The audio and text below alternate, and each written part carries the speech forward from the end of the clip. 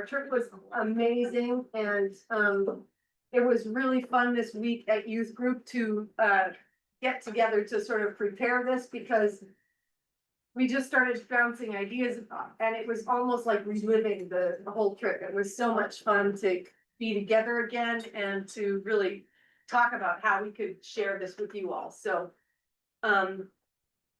we should say Dobra dan, which is good morning, and also Dobra doshli, which is welcome. We're very happy to have you all here, and we're going to be doing this in sort of a fancy order, based on what each of us thought was an important moment throughout this.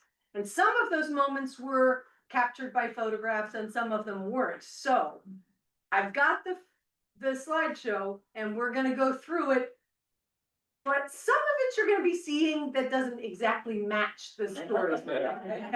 Because, like I said, some of those moments were really special, but we just didn't get any pictures of them, or we didn't get permission to share the picture. So that's another thing. So I think I'm gonna go ahead and get the slideshow up and running. David, you are going first. Right, yeah. Let me make sure I can share this with everybody.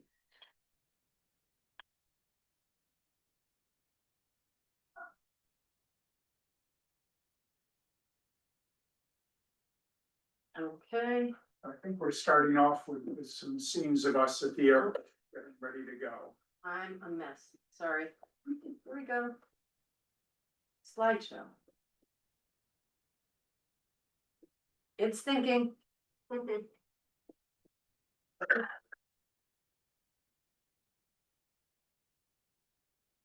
Okay, this is the one thing we didn't practice. We got it up, but we didn't get it up while the Zoom was going, so. Who's using Wi-Fi right now? Please turn it off. It doesn't want to help. Anybody know how to help with this? Why don't you all get started and then I can fuss with it and Shelley, you can keep going. Okay, so David's gonna talk first, and he's gonna. You know, I'll be talking about our initial meals. So when we got there, Ken was our guide and leader. He made a point of keeping us up until fairly well into the evening, because he knew the first day, if you try to go to bed as you land with the time difference, you're going to be in real trouble. So he took us out to a nice restaurant with a beautiful view of the harbor. And Where was this, David? so this is in Split. So Split the whole time. We were staying in a hostel, and then we made day trips out from there. So did you meet before you went through TSA or? Oh, yes, we met before we went through TSA. Here we are, Together. getting ready to go there. Yeah, there we are. There you. Yeah. Okay, I'll just. And the restaurant the first night, one of their specialties was a meter-long pizza, which you'll see in a minute.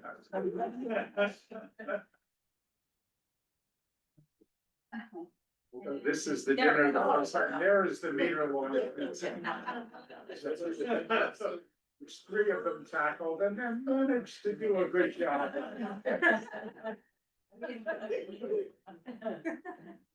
Yeah, and the next three meals were fun because what Ken did for us was he split us up into teams.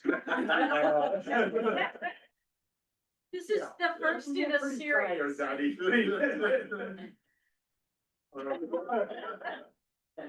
of you guys still going. Who's that guy? But split us up into teams. Each team was going to be responsible for dinner for 12 people on each of the following 3 nights. He gave each team money to go to the grocery store, plan the menu, a menu for 12 people.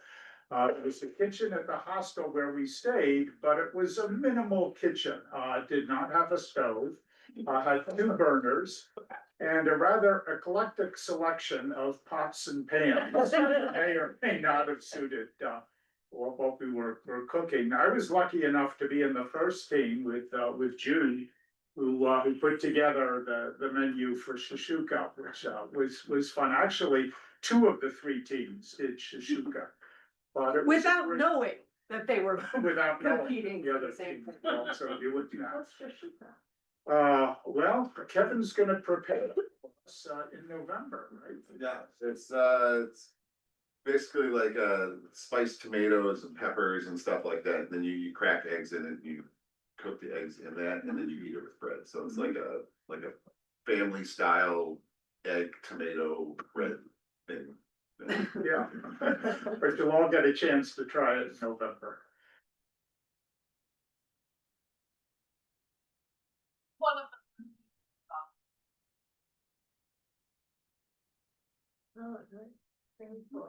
So. Did you hear that from the hostel, the bells every No. morning? Oh, No, We this were was- out in the suburbs. Yeah, the hostel was farther out. We took a bus in every day, I or see. unless we had a van, so. Eli, Can I go to the front? yes, please do. How's that? Please come up, be here. Yeah. Don't stand in front of the screen. Oh, yeah, I knew that.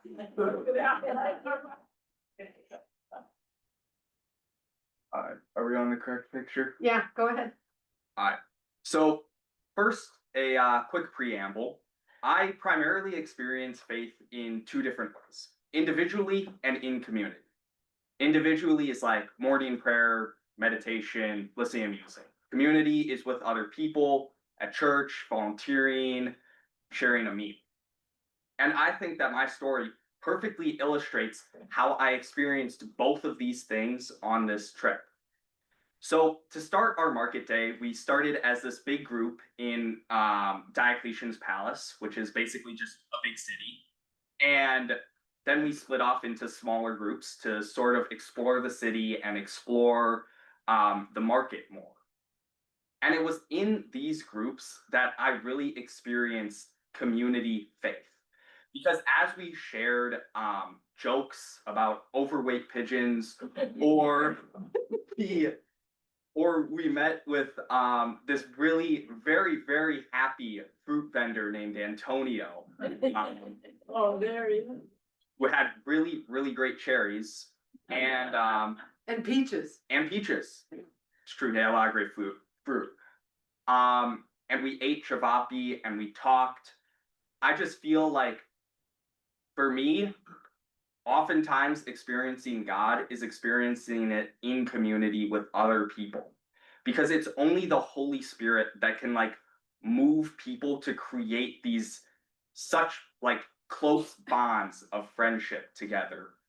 And I just felt that in this market day. But after part of the day had gone by and we were almost ready to return home, we decided to stop at a church, chapel, really quick. It was only a few steps away. And when we walked inside, I saw some of the most beautiful architecture in a church that I had ever seen. It had a just very bright colors, which I had never seen in a church previously. I don't actually know the style. Do you know the style? It's Baroque Baroque. pastels, Baroque pastels. Oh, Yeah. Yeah. And it was just so pretty and beautiful. And I had to take a while to just sit in contemplation and pray to God, because like I just wanted to let him know that I appreciated all the beautiful things that he had created within the world. And in that same moment of solemn reflection, you also have to acknowledge all that is wrong within the world. And in this sort of reflection that you have, you find God, and I found God, particularly in that place on my own individually, because of the beauty that surrounded me. And yeah, so I ended the day having experienced both community and individual experiences with God, and I think that just signifies how I find faith in the world. Thank you. All right. Okay, before we go too far, I'd really like you to hear some Croatian folk singers.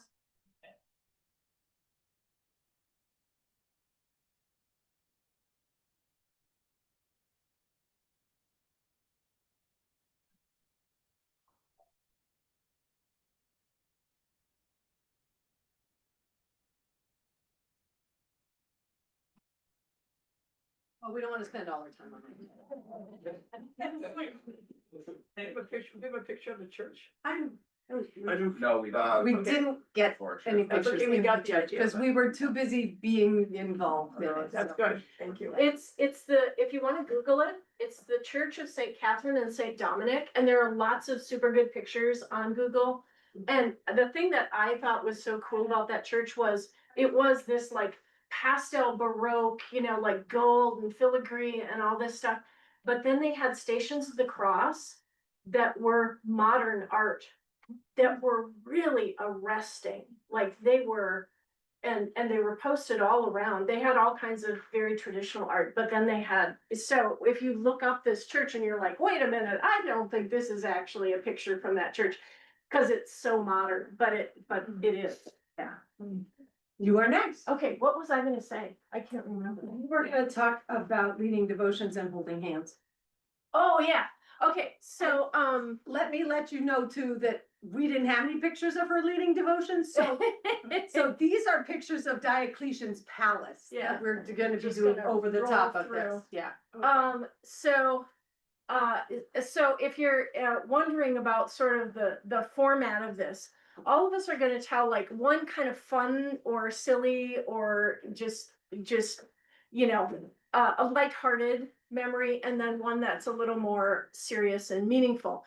And so for me, they're both super meaningful, because the thing that I really was hoping and praying for in this experience was that the kids would really come together as a group, as a community, that they would really connect with each other and care for each other and come to love and appreciate each other.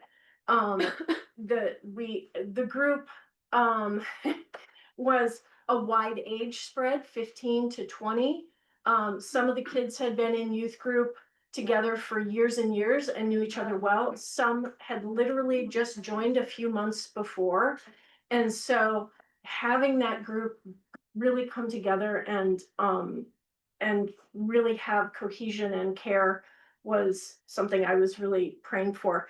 And I watched that develop over the course of the week, and it was just so it was so fun and so meaningful to see them care for each other. Like, it was hot and we got tired. We walked a lot. It was so hot. And but to watch them care for each other, like Helen had a fan that she brought, and when someone would start getting overheated, Helen would be like fanning them. It was so sweet. Or people would slow down, people would share. Helen was also the one that always reminded us to stop and refill water bottles. Yes. while we were on. But also just seeing them talk with each other, like there weren't any like breaking off into dyads and triads and like, this is the buddy and I just hang out with them. Like, it was this ever-changing configuration of them spending time really talking with each other, and it was so beautiful. And they were so fun with each other. And the pinnacle for me was also on that market day, which was our last day in Croatia.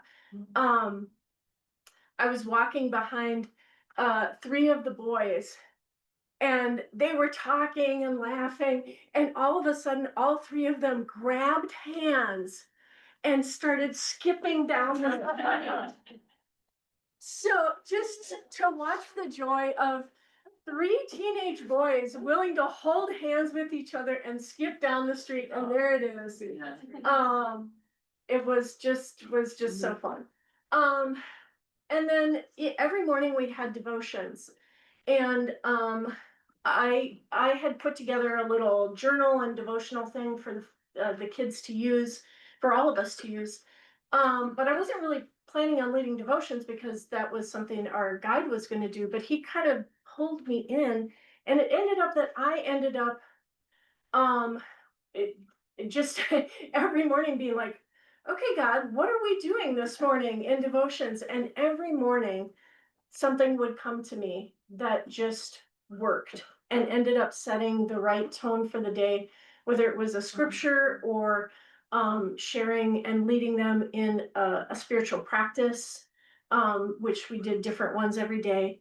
Um, and it was just really interesting because it's not something I had ever done with youth. It's not something I really had done in a consistent way with adults. And so it was meaningful for me to just see how God moved in that, in something that, you know, trips are all about the things you didn't plan to do that turn out to be the God moments, and that was one for me. Thanks, Rudy. Okay. And we're already on your picture. So, hi. Hi. Okay, little bit of context about me is that I was actually supposed to go on a pilgrimage in 2020. I think we all know what happened. So I did get the offer of like, hey, do you want to just like go on this trip or just like join it? And I was like, sure. And at first I was a little bit nervous because, oh my gosh, I haven't been to a youth group in years, but they were all just very welcoming and very kind. And thank you so much for that. And the story that I chose was when we spent a day out on the ocean. And honestly, the way that I kind of tend to experience God is when I have like a quiet place to think. And when you're out on the ocean with no one around, it's nothing but a wide open space to think. And honestly, the way that the past few years have gone, when I've just spent so long just being like, okay, just like absorb the news about the general state of the world and all that's going on, and then just like try to make your way through the day. And this happened when a lot of stuff was going on in the world, and still very much is. But honestly, it was nice to just get into a place where it was nothing but wide open space to just think and breathe and just remind myself, hey, the world is actually a beautiful place. Don't forget to enjoy it rather than just survive it. So it was almost like, I don't want to say God saying take a chill pill, but But maybe. but it was almost just like a breather, just being like, hey, don't forget that, you know, you're in a community. The world is a beautiful place and you guys can make the world a beautiful place. Don't forget to enjoy that. Yeah. And also we stopped on an island that had a lot of cats on it. Like, mostly got it. The cats helped though. Okay, ready?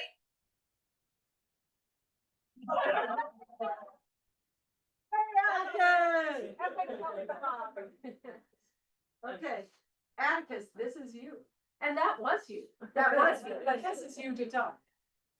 I would also like to say I did a better belly flop before that one, but One we got the film. got the video up. So for my story, I think I kind of have to start in the morning because in the morning prayer circle, we started the day off with the prayer, Christ is the pilgrim path and of every pilgrim heart. Thank you for revealing yourself in situations we would prefer to pass by. And so on this day, this was the Blue Lagoon day, like we went out onto the ocean and we swam, and it was meant to be like the one day where we'd go back to the hostel early and we'd kind of just have like a relaxing afternoon. So we went to a restaurant and we had this amazing seafood, and it was a really fun day. And then we got on the bus. And so the people would come through and check your tickets. And the man who was checking our tickets, I personally think it's because he really didn't like that we were American tourists. That's my thing with it. But he got very, very upset about our tickets. And well, we ended up getting off the bus. We ended up getting kicked off. Yeah. But it ended up being very fortunate because we were close to Ken, our guide's church, so he took us there. And it ended like we all like regrouped and we regathered and we were in the house of God, and it kind of became this like thing where we were like, well, yeah, we wouldn't want this to like this wasn't the plan, but this is not like a bad path to take for today. Like this isn't like a negative experience. We also realized at the church we were missing a member of our group. He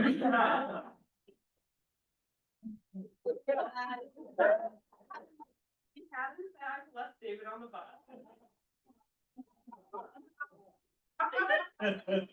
So,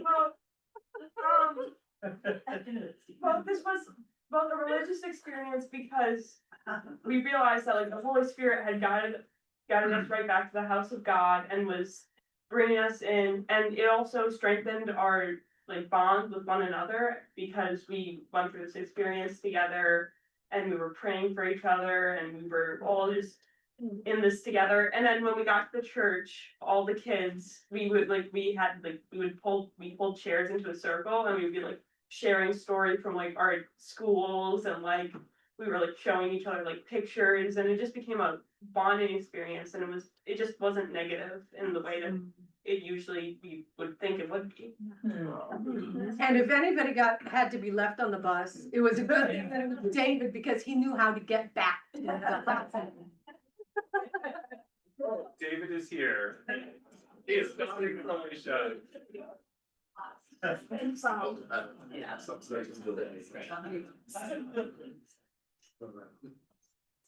The pictures that I'm showing you now were from Salona. And Salona is a town, well, it's a ruins. Was a town. It was a town. It's mainly ruins at this point. But the thing that I found, there were a couple of things that I found very, very cool, is that, when you remember in, is it First Timothy or Second Timothy? I never remember. Anyway. Timothy. Yeah. Timothy.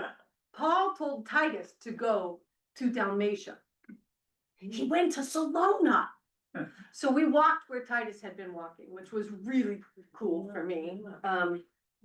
We loved, it was Roman, right? That's how it came to be, but we liked this because Kevin said this was the best way that you didn't have to worry about people in your restaurant pulling tables together. So that was good. Because it's all stone, it's not going anywhere. And these are the ruins of the place where the people would come and stay when they were visiting in Salona. And Shelley, is that split in the background? I think it is. So that's. Yeah, so that's split back there. Yeah. And there's Atticus in the ruins. Literally. And this is where they buried bishops. And in there. And this is the Colosseum. We had a really wonderful acting out of killing of a Christian in the Colosseum with Atticus. What was it? A sword? Yeah, it was a sword that was a water bottle. A sword that was a water bottle, and she killed Jude, who of course did the death scene really well. Halfway around. It was pretty awesome. This was the part that got me. This is a cross-shaped baptistry. And there was something about ruins that were so old and felt holy that just caught my throat. I looked at that baptistry and it just got me. So that was really one of the places where I just, there were goosebumps throughout that whole place. We were not the only ones there, but you could tell that everybody felt like it was really holy because it was quiet until we acted out a Christian killing, but Yeah. but it was really lovely. And then one of the other stories that I wanted to tell you actually happened in the very last day that we were there. We were climbing up a place called Marion Hill, and I will not steal your thunder, I promise. But it was very, very steep. And my asthma was not being happy that day. I was having a very hard time keeping up. And I was really proud because this was the first time that I couldn't keep up with everybody. But every time that I started having a rough time breathing, somebody's elbow came right there so that I could hold on to them. So I had all these tall people. And every time I would start to feel a little bit lightheaded or feel like I couldn't make it up, somebody would offer an elbow. And I just found that to be the most lovely thing ever. Oh, these were rooms that are now fields with flowers and stuff in them. So that's kind of cool. Jude, you're next. We're gonna, because Jude's story does not, we don't have pictures for it. You're gonna see the rest of Salona and a little bit of Trogir during his story. All right, how do you do? Oh, So, food. There you go. yeah, Black risotto. Black Black risotto risotto. and veal risotto. so you guys have heard about the Blue Lagoon Day. It's really, really, really lovely. We got to like just float around in the sea for a really long time. Just it was so salty there that if you tried to go underwater, you would bounce up like a buoy. It was just fantastic. Wilhelm, bless his soul, he was of the opinion that sunscreen was more of like an opt-in, opt-out sort of thing. And so after a day of floating in the, harsh Adriatic seas, he was very severely sunburned. And that night, you could tell that he was still awake because whenever he would roll over, you would hear the creaking of the bed, and then you would hear Wilhelm go, "Ah." He did not sleep a wink, and the next morning, when he woke up, we could see like he had just blisters all over his body from the sunburns. It was horrible. Like there were a couple that were larger than bottle caps. It was really bad. And so he gets on the bus for the next day because he's gonna be a trooper. We're gonna stick it out. And even still, like he's like every time he moves, you could see he's like in really clear discomfort. And we go through the ruins. We do all the ruinous stuff. And on the drive back, Wilhelm is talking about it. He's like, guys, this is bad. Like I'm actually like in pain right now. And our bus driver, because we took out to Salona, we had actual like vans, like more tour buses than public buses. Robin, who was on the bus with Wilhelm and I forget who was on that bus. Charlotte was there. Atticus was also on that bus that day. Helen was also on that bus that day. So she goes, "Oh, you know what's like just a great cure for a sunburn in a pinch? Yogurt. The dairy in the yogurt, it's perfect." And like we're all looking at each other like, okay, cool. And we get back to the hostel and we're kind of thinking about like, should we rub yogurt on the guy? Like, is this what we're gonna do? Is the situation that dire? And Wilhelm is sitting down, and after a few minutes, he's like, "Yeah, no, let's just yogurt me up. I am so done." So in the hostel kitchen, Ken had nicely been like leaving us stuff for breakfast every morning. So when we could get up, we could just walk in the hostel kitchen, serve ourselves almost like a hotel place. It was really lovely. So group that Wilhelm was with, like his room, which was me, Eli, Henrik, Sven, and him. Yeah. We all went. Pardon? All the guys. Yeah, all the guys. We went to the hostel kitchen and we dug around in the fridge until we could find 2 cups of blueberry yogurt. And then we marched him back to the dorm room. Yeah, and we just kind of sort of stood in the middle of the room and like drizzled yogurt over him. Like it was probably one of the more absurd things I think I've ever done. Just a group of guys standing in a circle around another guy. Just We heard the laughs down the hall. it was delightfully absurd. And then we rubbed it all over him in the, you know, normal yogurt rubbing fashion. As you do when you're rubbing yogurt on your friend. And well, it worked. I mean, he did feel better the next day. But I don't know. I think I kind of like I found community and I found God in that in the absurdity of things. I think sometimes things are so delightfully and like laughably silly that you just can't help it but be like, there has to be something involved with that, right? Like, there's no way that was organic. I don't know. Wasn't it organic yogurt? Yes, it was, Really? it was organic yogurt, yeah. Oh, yeah. I mean, it was funny because like he had been wearing a shirt for part of the day, and so he had like a red like a V, like it was. We called it his Dorito because if you've ever seen a Dorito chip, it's like a bright orange, just red like triangle right there. But yeah, no. We rubbed yogurt on him, and miraculously he was healed. So. I couldn't believe it. When I heard all the giggling, I went to knock on the door and they opened it up and they were finger painting on.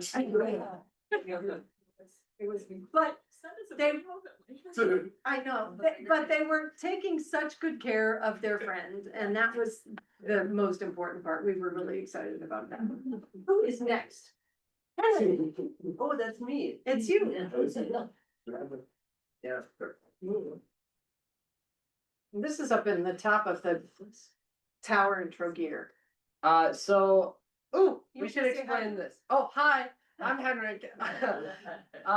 Before I explain what I want to talk about, we should talk about this. So there have been a couple pictures in the slideshow that say like Hajduk on it when they got like the red checkerboard, and the blue and the gold, laurels. Right. Yeah. So that is Blitz local soccer team, and like, there are more people who are like fans of the soccer team than there are in Split.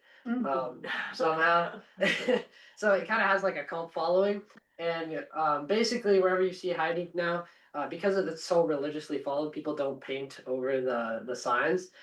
So when they have graffiti problems, they just put a Hajduk Split sticker there, and then nobody touches it anymore. So we saw lots of those all over the city. They were everywhere. Anyway, my part of the story, what really connected with me, was the day after Salona, right? We went to a place called Trogier, which is another. No, Trogier was this, So yeah, that was on the same day. Oh, okay, same day.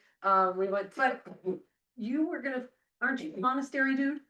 Trogier's not the monastery. Oh, you know what? Never mind. The monastery came State Park. after Kirka. Oh, okay, yeah. After that, which was like, oh, there's another picture of me sleeping. After Kirka, we went to, which was like it was the national park, right? Yeah, it was a very beautiful national park. That's what these pictures are from. Yes, that is Kirka. I almost missed the ferry to go to Kirka because I was getting my favorite snack, chavapi, and every time I asked the dude to please go a little bit faster because I was about to miss the ferry, he would say, okay, I got it, and then physically slow down. Like you could, he was like making it, and then he like slowed down a little bit, then even more, and yeah, I almost missed the ferry, and Kevin was very unhappy with me. But I had chavapi, so that's Yeah, good. Chavapi, and the students have agreed that they will make Chavapi for this year's Christmas party, so show up and have some Chavapi. Before I did, so show up early. My favorite part of the trip was a monastery, we visited. That was really quite cool. It was on a little island, just kind of out in a lake, and it was very peaceful. We took a little ferry out to go to the monastery, and then there was it had like all these animals on it, like there were peacocks and there Okay, were this is the monastery. yeah, there were peacocks and there were chickens and there were lizards and there were birds and I think I saw a cat. Oh, yeah, and that's the world's tiniest prayer book. It is like it is so small. Like Besides the stand. yeah, it's smaller than a stick. Was it? It was really tiny. It had to be like less than it was like a quarter of an inch big. It was really small, and it had the Lord's Prayer in 7 different languages, right? I think so. So there wasn't much in it, but still pretty cool to see. Anyway, the monastery was really, really beautiful and quite cool. And I feel like I really connected with God there because just how like peaceful it was and how I don't know, I kind of felt like I was just in a piece of nature, even though it was a monastery. And the prayer space in the monastery was quite beautiful. It was quite something. And it was so quiet, and everybody like kind of came in, and we all just sat there for a little bit. I wish we could have spent a lot more time there. We were only there for like 20 minutes, which was definitely not enough because I did not see. They had like a vineyard, and there was a bunch of gardens that you could go look at that we didn't get to see. But it was really quite amazing. And at the end, Ken kind of gave us a spiel about how people come to this monastery, and there was like a big open area where you could just look out over the lake. It was like people write stuff on the rocks that they are like concerned or worried about, and then they throw them into the lake. So we all threw our problems away. Yeah, it was quite something. Yeah, and I mean that day overall was kind of incredible because after Circa, which was really fun, we went and had a picnic together. And I went swimming with Ivan, the other van driver, the better van driver. There's our picnic. Oh, and that's Ken. This is Ken. Oh, He's super cool. And there's Yvonne. And there's Yvonne, yeah, his bucket hat. And Robin, suggested yogurt. Yes. And like Yvonne was the better bus driver. No, he was a lot, Robin was. and he was a lot funnier and much cooler. It is the truth. And we went swimming together, and that was pretty awesome. It was super cool because like the water there, like we were right by the ocean, but it was also a river, and like some of the ocean water came in, and so if you like swam down far enough, the water would get salty and like colder, and it was really cool. I know that because I drank some of it. Not too much though. And not all of us had brought swimsuits or changed into swimsuits that day. So there was a lot of really wet clothes. Wilhelm wore his jeans into the lake. Yep, I was wearing my dress too, Yeah. so we did it. Oh yeah, that was my favorite. Who's next? Stephanie. We did go to church there too, so we didn't want to take pictures of the people at the church because we didn't feel like that was very polite, but we sang along with everything in Croatian. And it is your turn. And hi, I'm Sven, and my story is about like on the last day of our trip, Ken took us on this like hike up Marion Hill, which is like a very big hill inside of Split. And like the whole time while we were hiking up, we were like reflecting on different parts of the trip and like what we wanted to do in the future or like different things in the past and stuff. And as you went up, you just got to see more and more of the city, which I found was beautiful, and like the different areas around it.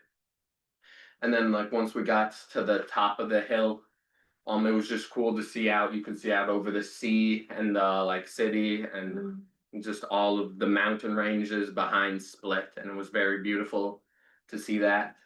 And then me, Henrik, and Wilhelm, and then Judy decided, oh, we want to try to go up more of the hill because we only got like halfway up.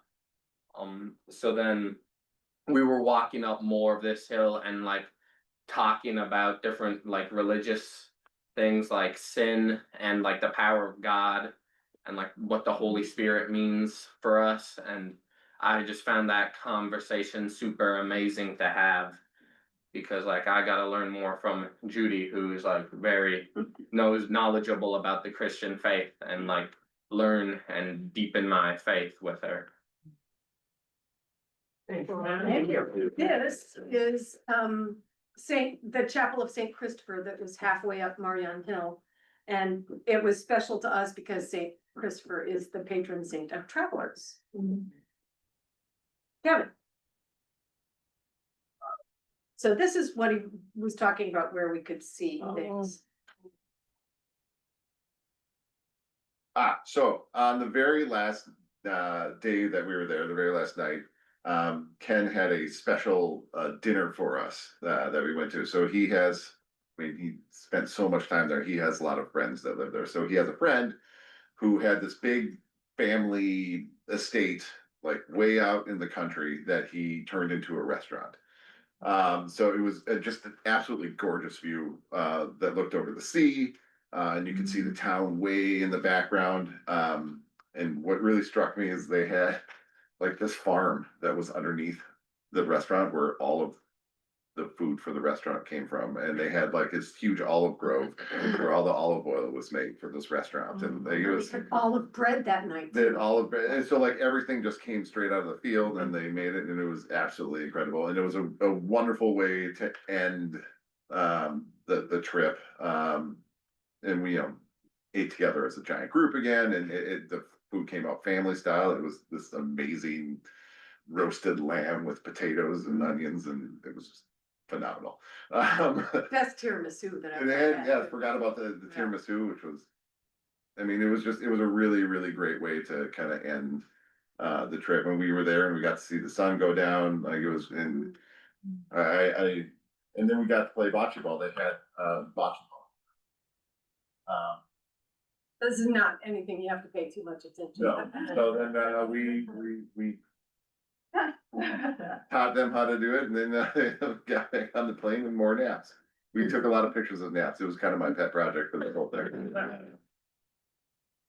Yeah, so for me, it was great. The community eating all of our meals together and traveling in buses together really got to know each other really well. So it was a really amazing experience.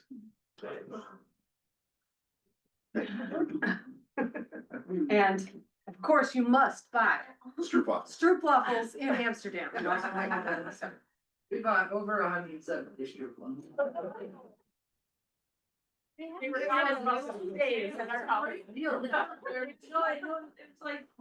like buy two, get one free or something. Wait, you bought like 6. Yeah. They bought a lot of stroopwafels. That's such a great one. Oh, I think we still have one of these. Do you? Yeah. Does anybody have any questions for any of our pilgrims? Yeah. Did you get a chance to talk to any young people, Oh, yeah. Yes. any Croatians? I And what was that like? we had this one day, on Sunday, like when we went to church, we got joined by, 3, like, Croatian, like, well, one was like a university student, so he was like more around like Helen's age, but then the other 2 were more like teenagers, like, so yeah, we did get to talk to them. These are some of the kids. So we met with, I don't remember. Do you guys remember this guy's name? Which one? The one next to Kevin. Luca. What was his name? Luca. Luca and Hannah, and then Natan was in the next picture. Back there next to me. Yeah. They did. It was actually kind of remarkable there. Everyone speaks English to the point where a lot of advertisements and street signs were in English. Yeah. It's very split as, I mean, it's very touristy in parts. Some of the translations were a little. Oh, Yeah. it's the trash, what was the trash one? Yes, it's like split is Washington. I don't think that's what, I don't know what they meant. I think they were trying to make sure that people would actually put their trash in the trash cans. Oh, That's why well, they were maybe saying split split very is watching. Maybe say split is right behind you or something. Oh, yeah, it was Even something if like that. nobody is watching. We'll find you, let people know. I have to let, okay, Eli's already gone to act like you need to go do nursery. Anybody else, have any questions for our folks? I wonder what your feelings were about the community. I was one of the pilgrims, in Iona and, Scotland and Ireland were just wonderful and very different as far as, feeling of ethics and community and those sorts of things. Do people treat each other differently from what you see here, or did you have any? It was sense kind of it? interesting because Croatia has been colonized or taken over by so many different cultures that you, like, when we went to Diocletian's palace, you could see the Roman architecture, you could see the Ottoman architecture, you could see the Venetian architecture. And even within Croatia, the North and the South don't like each other very well. There's one statue in Split of a thumb doing this with water coming out into a fountain. And this is like flipping it off in their culture, and it's facing Zagreb. So they don't, Split doesn't like Zagreb, you know, that type of thing. So there was some really interesting things like that. But it's also a culture that is really strong because it survived so much of this. So, you know, that was kind of interesting. At least that was my experience of it. I found them to be blunt, but kind. There was no Minnesota nice. There was no Minnesota nice, you're right, yeah. They were, you know, they would just tell you how it was, and that's, you know. But they, like I said, they were kind, they just were blunt, and they would tell you exactly what they thought. Is that how you lost your bus ride? So, Well- okay, so we got It was these a bus lot passes. around. Well, it's kind of poor infrastructure, if you ask me. So they give you these bus passes and they're printed on thermal paper, which great, except if you put it in your pocket, it might And come it's off, 98 or it degrees. might get warm and it might warp it. So the problem that happened was that their bus passes weren't scanned. So then the guy who was checking bus passes was like, "You guys are trying to rob from us." And we're like, "We're not." The bus pass, like, you can see the date still on it, it's still good, but it just won't scan, so the guy wasn't having it, and then he tried to charge, 20 euros. was it 20 Yeah, euros to get like, per person? yeah, to get like the full. For one ride. For Yeah. one ride, and one ride, if you pay on the bus, was like €2. So the guy was trying to charge 20 euro for a €2 ride, and we were like, all right, we're getting off the bus. So, yeah, but the people were mostly nice, I mean, if you take away that. Everybody on the bus Checking the tickets, the bus drivers were fine. Yeah, it was the ticket. And I would say 70% of the time we were on the bus and Joe would even check the ticket. Yeah. It was only the last like Last couple of two-ish days. When they were like, hey, there's a bunch of Americans on this bus, maybe we can charge them. What would you say to other teens or adults who are contemplating pilgrimage? It's super fun and totally worth it, and if you get Ken, you know you're gonna have a. Ken was awesome. Ken really loves Croatia. He started traveling there 33 years ago and started up with a guy who started the first and only Protestant church in Split. And for about 15, 20 years, the Catholics in Split considered them to be a cult. So they kept losing their space because they would worship in places, but when they were renting them, as soon as people figured out they were Protestant, they'd kick them out and send them away. So they finally ended up buying land, and they put in a grocery store at the bottom to help pay for it, and then put the church on the top, and then on the top of that is apartments, and there's still room to go one more level above once they raise the money for it. So that was interesting. But Ken had a great love for Croatia and for the Croatian people, and he had really good connections, and he took me to the most honest place to change money to. So we got a really good exchange rate for our euros too. How did you make contact with him, Shelley? Through Wonder Voyage. Wonder Voyage is the group that runs pilgrimages, and because he loves Croatia so much, they hire him to run the Croatian pilgrimages. He does, England and Ireland and Scotland too. Didn't he also help start Wonder Boy? Yeah, he was. Yeah, he's one of the originators of Wonder Voyage too. Yeah. He does all sorts of fun stuff. Anyone else? Thank you for sharing. Thank you. Thank you all.